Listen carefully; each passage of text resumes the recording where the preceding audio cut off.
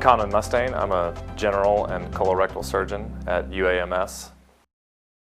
The need for surgery for diverticulitis is kind of a moving target. There are some complications from diverticulitis that are absolute mandates for surgery. If you have a free perforation and you have stool spilling in your belly and you're in septic shock, you absolutely need an operation to fix your diverticulitis.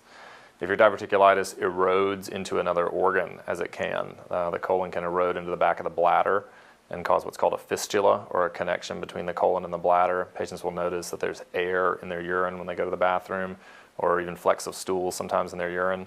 The colon can also erode into the top of the vagina, and patients may notice that there's gas passing through their vagina when they don't want there to be. Any of these conditions obviously require surgery to fix. Sort of the moving target with diverticulitis is recurrent diverticulitis or complicated diverticulitis. With recurrent diverticulitis, the conventional wisdom was that if you're 40 or under and you have an episode of diverticulitis, that you're very likely to get another one later in life, and it may be an emergency that requires a colostomy, and therefore it would be a good idea to electively come in and have that portion of your colon removed.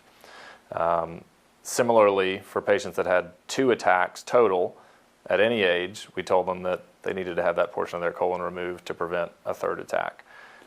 What we know now from recent larger epidemiologic studies is that that may be overkill, and that oftentimes patients may have a single episode of diverticulitis even at a young age and not have another episode ever again. Or if they do have another episode, it may be a simple, uncomplicated episode.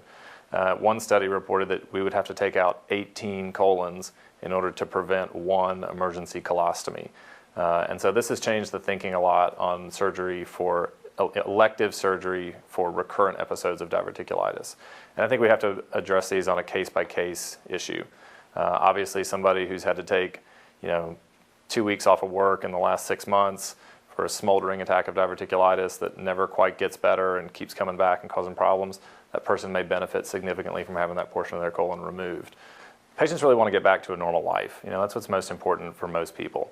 I see patients that come in all sorts of conditions. Some people are highly functioning and have had a routine screening colonoscopy that gave them a diagnosis they weren't expecting.